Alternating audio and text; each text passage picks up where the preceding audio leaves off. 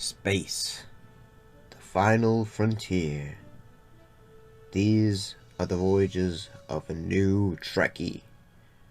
My 5-year mission to search out Star Trek media, to seek out our fans and merchandise, to boldly go where no fan has gone before.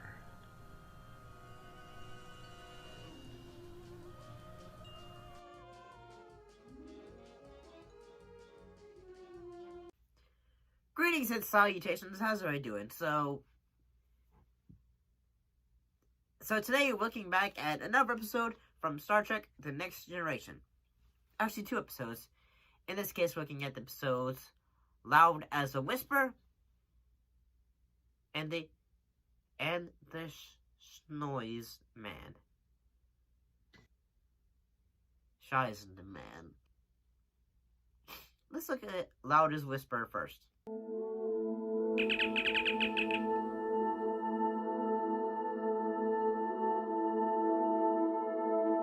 But what actually happened in this episode? Well, in this episode, the Enterprise ferries a deaf ambassador who leads difficult peace talks. Honestly, I gotta say this episode is honestly pretty good, and that we have like a deaf actor who is, I don't know if this is the case, but I feel like that I could totally be wrong, but I think this is the first time they've had when this episode came out, I think this is probably the first time they had a deaf actor in the Star Trek universe. I do find it strange how in the episode it's how sign language was not really used much, or it was a old method of talking. So I just find it a little bit strange.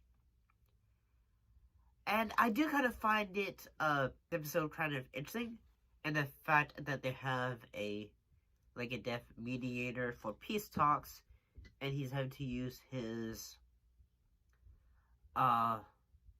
his chorus, his groups, say translators in a way. We serve as translators.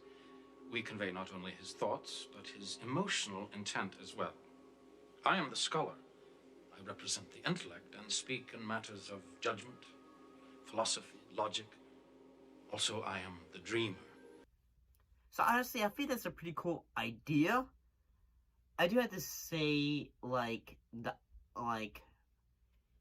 think it's probably could be fairly realistic to say a deaf individual who if they've had friends who sign with them and are able to talk to them, and then perhaps they have to move away, and then they might not know anyone who has to sign with them. So that probably would be a very frustrating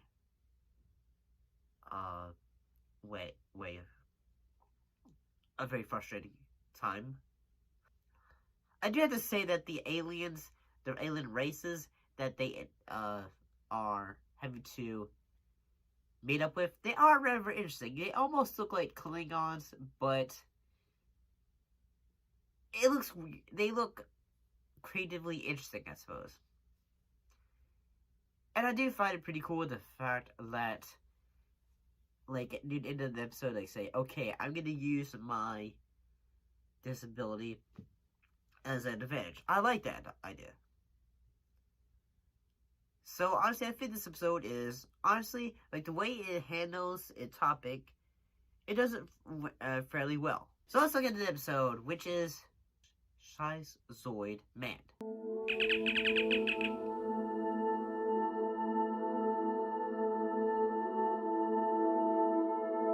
What happened in this episode?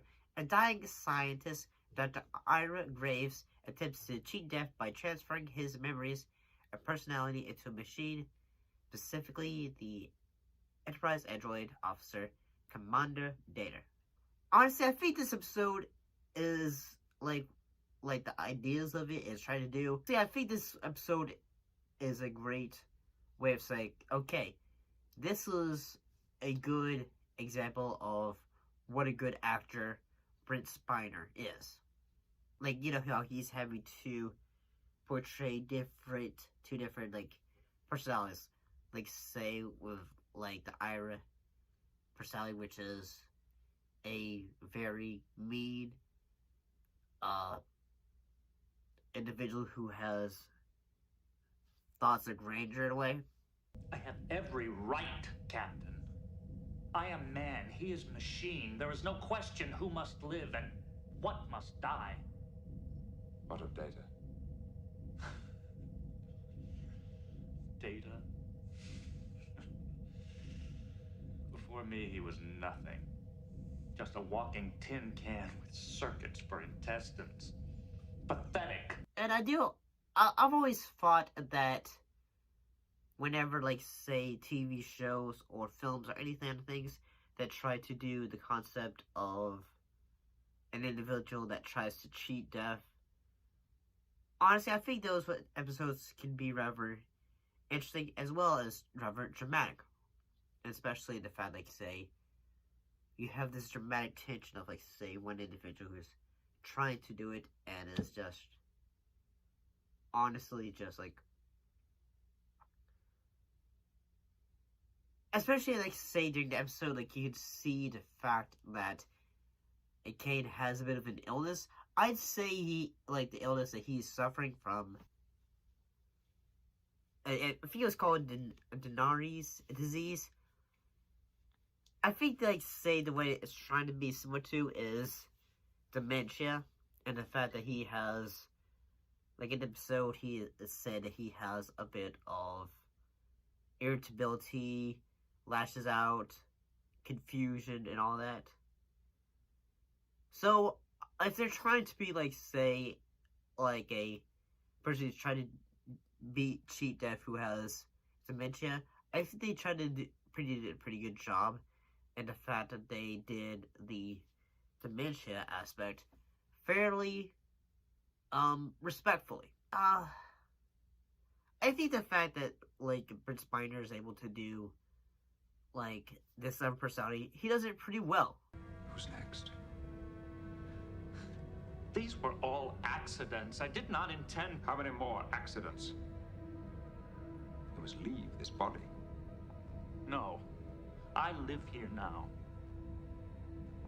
Graves. Every man has his time. Every man. Without exception. Especially when he's able to, like, start having to make arguments. I do think it's weird that, Ira Graves, he has, he kind of has a hots for, I'd say, his helpers, so that's kind of weird. Although, I'm pretty sure that has happened in the real world, so, yeah, I guess so. I kind of like to think that Gene Roddenberry probably had, like, a suggestion for this episode, like the idea of a individual who's trying to cheat death and all that, has these great ideas and all that. I could totally be wrong about that.